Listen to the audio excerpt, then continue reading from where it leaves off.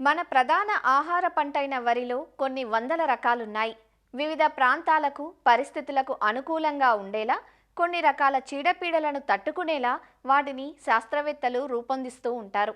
అయితే ఎన్ని రకాలున్నా ఎప్పటికప్పుడు విడుదలయ్యే నూతన రకాల పట్ల రైతులు ఎక్కువగా మక్కువ చూపుతూ ఉంటారు.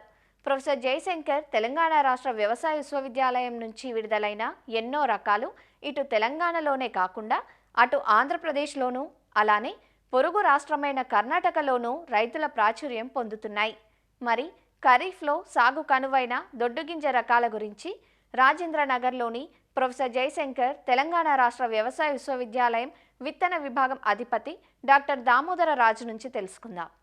ఖరీఫ్ సీజన్ ఆరంభమైంది. తెలంగాణ రాష్ట్రంలో రైతులు ముమ్మరంగా వరి నార్లు పోస్తూ ఉన్నారు. ఇప్పుడు రైతులకు వివిధ వరి రకాలను నార్లు పోసే సమయం. వరి సాగులో రైతులు అధిక దిగుబడులు పొందాలంటే ముఖ్యంగా విత్తనము చాలా కీలకమైంది. విత్తనం తర్వాత వరి సాగు యాజమాన్యం ఎలాంటి పద్ధతులు పాటిస్తున్నారు, ఇది చాలా ముఖ్యమైన విషయం అన్నమాట. ఒక 50% దిగుబడి మనం మంచి రకం ఎన్నుకోవడం వల్ల, తగిన సమయంలో విత్తుకోవడం వల్ల వస్తే, మిగతా సగం దిగుబడి మాత్రం యాజమాన్య పద్ధతుల మీద ఆధారపడి ఉంటుందన్నమాట. మనకు వరి రకాలను చూసుకున్నట్లయితే 4 తరగతుల వరి రకాలు అందుబాటులో ఉన్నాయి. ఒకటి అతి పొడవు గింజ రకము, అంటే బాస్మతి లాంటి రకాలు, అవి మన తెలంగాణ రాష్ట్రంలో సాగుబడిలో తక్కువ. తర్వాత పొడవు గింజ రకాలు, సన్నము పొడవు గింజ రకాలు, దొడ్డు పొడవు గింజ రకాలు. తర్వాత మధ్యస్థ సన్నగింజ రకాలు, మధ్యస్థ దొడ్డు గింజ రకాలు. ఇకపోతే పొట్టి సన్నగింజ రకాలు, పొట్టి దొడ్డు గింజ రకాలు. ఈ తరగతుల్లో మనకు అన్ని రకాలను మనము కేటగరైజ్ చేయొచ్చు అన్నమాట.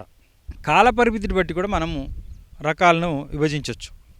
మన తెలంగాణ ప్రాంతంలో సాగుబడిలో ఉన్న వివిధ కాల పరిమితి గల రకాలను చూసుకున్నట్లయితే, దీర్ఘకాలిక రకాలు 150 రోజుల కాల పరిమితితో ఇవి పంటకు వస్తాయి అన్నమాట. అంటే దాదాపు 5 నెలల్లో ఇది పంటకు వస్తాయి. ఇకపోతే మధ్యకాలిక రకాలు 135 రోజుల్లో పంటకు వచ్చే రకాలు, ఇవి 4 నెలల 15 రోజుల పంటకు వచ్చే రకాలు. స్వల్పకాలిక రకాలు 4 నెలల్లో పంటకొచ్చే రకాలు, అంటే 120 రోజుల్లో పంటకొచ్చే రకాలు. ఇంకా కొన్ని అతి స్వల్పకాల రకాలు కూడా అందుబాటులోకి వచ్చాయి. అవి 100 రోజులు 110 రోజుల్లోనే మీకు పంటకు వస్తాయి అన్నమాట. ఇకపోతే ఈ రకాలు ఎక్కడి నుంచి వస్తాయి, ఎవరు రూపకల్పన చేస్తారు, వీటి విత్తనాలు ఎక్కడ అందుబాటులో ఉంటాయి మనం చూసుకున్నట్లయితే, ముఖ్యంగా రకాల రూపకల్పన ప్రభుత్వ రంగ సంస్థలు, తర్వాత ప్రైవేట్ సంస్థలు కూడా రకాలు రూపొందిస్తాయి. ప్రభుత్వ రంగ సంస్థల విషయానికి వచ్చినప్పుడు మన యూనివర్సిటీస్, ముఖ్యంగా తెలంగాణ స్టేట్ అగ్రికల్చర్ యూనివర్సిటీ, అదేవిధంగా ఆంధ్రప్రదేశ్ స్టేట్ అగ్రికల్చర్ యూనివర్సిటీ, తర్వాత సెంట్రల్ సంస్థలు చూసినట్లయితే Indian institute of rice research, అంటే భారత వరి పరిశోధనా సంస్థ రాజేంద్రనగర్ వాళ్ళు, తర్వాత వివిధ సెంట్రల్ ఇన్స్టిట్యూట్స్, ముఖ్యంగా ఈ ఒరిస్సాలో ఉన్న central rice research institute Cuttack వాళ్ళు కూడా, ఇలా రకరకాల సంస్థలు ప్రభుత్వ రంగంలో రకాల రూపకల్పన, తర్వాత డెవలప్మెంట్, విడుదల చేయడం జరుగుతుంది. తర్వాత కొన్ని ప్రైవేట్ సంస్థలు కూడా, వాటికి సొంత R&D ఉన్న సంస్థలు, వాళ్ళు కూడా రకాలు రూపొందించి విడుదల చేయడం జరుగుతుంది అన్నమాట. విత్తన ఉత్పత్తి ఎక్కువగా ఎక్కడ జరుగుతుంది అని రైతులు తెలుసుకోవాల్సిన విషయం చాలా అవసరం. ఎందుకంటే మనకి చివరగా వాళ్ళకి కావాల్సింది విత్తనమే.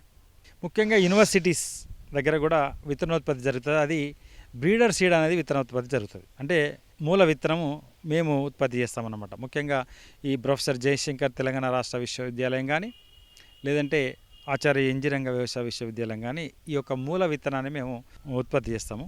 కొద్ది మొత్తంలో ఫౌండేషన్ సీడ్ కూడా, అదేవిధంగా సర్టిఫైడ్ సీడ్ కానీ, లేదంటే ట్రూత్ఫుల్లీ లేబుల్డ్ సీడ్ కానీ కూడా కొద్ది మొత్తంలో కొన్ని రకాలకు ఉత్పత్తి చేసి రైతులకు నేరుగా అందించడం జరుగుతుంది. ఈ బ్రీడర్ సీడ్ మాత్రము కొద్ది మొత్తంలో రైతులకు ఇచ్చినప్పటికీ, ఎక్కువ మొత్తంలో ఈ విత్తనోత్పత్తిదారులకు, ముఖ్యంగా ప్రైవేట్ కంపెనీస్కి, సొసైటీస్కి, తర్వాత గవర్నమెంట్ విత్తనోత్పత్తిదారులైన Telangana seed development corporation, national seed development corporation, Andhra Pradesh seed development corporation, వీళ్ళకు మేము ఈ సోర్స్ సీడ్, బ్రీడర్ సీడ్ ఇస్తామన్నమాట. ఇది ఈ విత్తన ఉత్పత్తిలో ఉన్న పద్ధతి అన్నమాట. అయితే రైతులు ముఖ్యంగా మూల విత్తనము, బ్రీడర్ సీడు కొద్ది మొత్తంలో మంచి సోర్స్ విత్తనం కావాలన్నప్పుడు మా యూనివర్సిటీ వద్ద పొందవచ్చు. అది కొద్ది మొత్తంలోనే. రాష్ట్రమంతా విత్తనోత్పత్తి చేసి సప్లై చేయడం అనేది యూనివర్సిటీకి సాధ్యం కాదు. సోర్స్ విత్తనం మాత్రము మా యూనివర్సిటీ ద్వారా మీరు రైతులు నేరుగా కొంతమంది రైతులు పొందవచ్చు. ఎక్కువ విత్తనము ఈ తెలంగాణ సీడ్ కార్పొరేషన్ వారు కానీ, నేషనల్ సీడ్ కార్పొరేషన్ వారు కానీ, చాలా ప్రైవేట్ సంస్థలు విత్తనోత్పత్తి చేస్తున్నాయి. వాళ్ళ దగ్గర మీరు పొందవచ్చు. ఇకపోతే రకాల విషయానికి వచ్చినప్పుడు మనకు ఎన్నో రకాలు అందుబాటులో ఉన్నాయి. ఎప్పటి నుంచో మనకు అభివృద్ధి చేసిన రకాలు, పాత రకాలు రైతులు సాగు చేస్తున్నారు. వాటి గురించి రైతులకు బాగా తెలుసు. తర్వాత వాటిలో కొన్ని బాగా ఉన్నాయి, కొన్నిట్లలో లోపాలు ఉన్నాయి, కొన్నిట్లలో కొన్ని సవరణలు అడుగుతున్నారు రైతులు.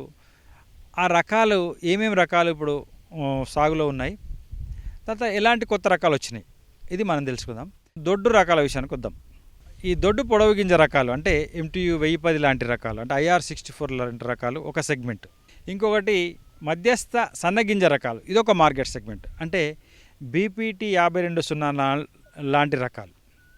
ఇంకొకటి అతి సన్న గింజ రకాలు RNR 15048, HMT సోనా, జయశ్రీరామ్ లాంటి రకాలు అన్నమాట. ఈ 3 సెగ్మెంట్లలో మనకు ముఖ్యంగా వరి ఉత్పత్తి జరుగుతూ ఉంది. మార్కెట్లో కూడా ఈ 3 సెగ్మెంట్లకు బాగా డిమాండ్ ఉంది.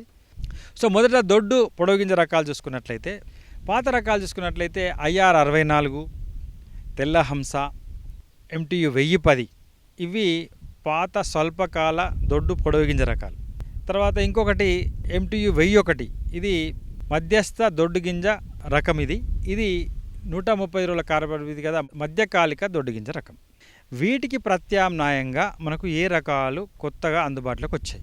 ఆచార్య ఇంజనీరింగ్ విశ్వవిద్యాలయం నుండి కానీ, లేదంటే ప్రొఫెసర్ జయశంకర్ తెలంగాణ రాష్ట్ర విశ్వవిద్యాలయం నుంచి కానీ, లేదంటే భారత వరి పరిశోధనా సంస్థ నుంచి కానీ చాలా రకాలు రైతులకు అందుబాటులోకి వచ్చినాయి. అందులో మొట్టమొదటిది KNM 118 కూనారం సన్నాలు అనే పేరుతో మేము విడుదల చేయడం జరిగింది. అది 120-25 రోజుల కాల పరిమితితో IR64, తర్వాత MTU 1010 గింజ నాణ్యత కలిగి ఉండి, ఆ గింజలనే పోలి ఉండి మంచి దిగుబడినిచ్చే రకంగా ప్రాచుర్యం పొందిందన్నమాట.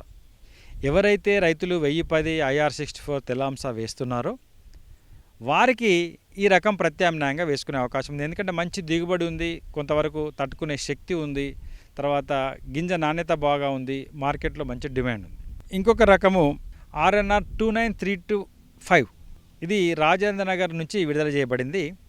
ఈ రకం కూడా మీకు 1010 IR 64 తర్వాత ఈ KNM 118 లాగానే ఉంటుంది. ఇది కూడా 125 రోజుల కాల పరిమితితో మంచి దిగుబడిని ఇస్తుంది అనమాట. ఇంకొకటి JGL 24423 అనే దొడ్డు పొడవు గింజ రకము, ఇది జగిత్యాల వ్యవసాయ పరిశోధనా స్థానం నుంచి విడుదల చేయడం జరిగింది. ఇది కూడా ఉన్న దొడ్డు రకాల్లో మంచి దిగుబడినిచ్చే రకంగా ప్రాచుర్యం పొందింది. ఈ రకాన్ని కూడా మీరు రానున్న ఖరీఫ్ కాలంలో ఎంచుకోవచ్చు. ఈ మధ్య కాలంలో మిల్లర్స్ ఈ MTU 1001కి ధర రావట్లేదు, నూకలు అవుతున్నాయి, నల్ల మచ్చ వస్తుంది, దానికి డిమాండ్ లేదు, కన్జ్యూమర్స్ ప్రిఫరెన్స్ లేదు అని వాళ్ళు దాన్ని కొనట్లేదు. సో MTU 1001 అనే పాత రకానికి ప్రత్యామ్నాయంగా కొత్తగా ఏం రకాలు వచ్చాయి అది చూసుకున్నట్లయితే ఈ JGL 24423ని ప్రత్యామ్నాయంగా వేసుకోవచ్చు. ఎందుకంటే దిగుబడి ఎక్కువ, కొంతవరకు రెసిస్టెన్స్ ఉంటుంది. ఒక మెడవిరుపు మాత్రం తట్టుకోదు, కానీ ఒక మెడవిరుపు విషయంలో జాగ్రత్త తీసుకున్నట్లయితే మీకు JGL 24423 అనే రకం MTU 1001 కూడా ప్రత్యామ్నాయంగా వేసుకోవచ్చు. ఇంకొక రకము వరంగల్ పరిశోధనా స్థానం నుంచి దొడ్డు పొడవు గింజ మధ్యకాలిక రకము WGL 915, ఇది కూడా మీరు MTU 1001 స్థానంలో ఈ రానున్న ఖరీఫ్కు ఎంచుకునే అవకాశం ఉంది. విత్తనము మీరు వరంగల్ పరిశోధనా స్థానం నుంచి కానీ, తర్వాత తెలంగాణ సీడ్ కార్పొరేషన్ నుంచి కానీ, ప్రైవేట్ సంస్థల నుంచి కానీ మీరు పొందవచ్చు. మా రాజేంద్ర నగర్ వరి పరిశోధనా కేంద్రం నుంచి ఈ మధ్య కాలంలో ఒక మధ్యకాలిక దొడ్డు పొడవు గింజ రకం విడుదల చేయడం జరిగింది. అది RNR 28361. ఇది ఈ మధ్య కాలంలో విడుదలైంది కాబట్టి విత్తనము ఇప్పుడే పూర్తి స్థాయిలో అందుబాటులోకి రాలేదు. అయినా సరే మేము కొంత విత్తనాన్ని ప్రొడక్షన్ చేసి రైతులకు ఇవ్వడం జరిగింది. ఈ RNR 28361 అనే రకాన్ని కూడా మీరు 1001 స్థానంలో ప్రత్యామ్నాయంగా వేసుకోవచ్చు.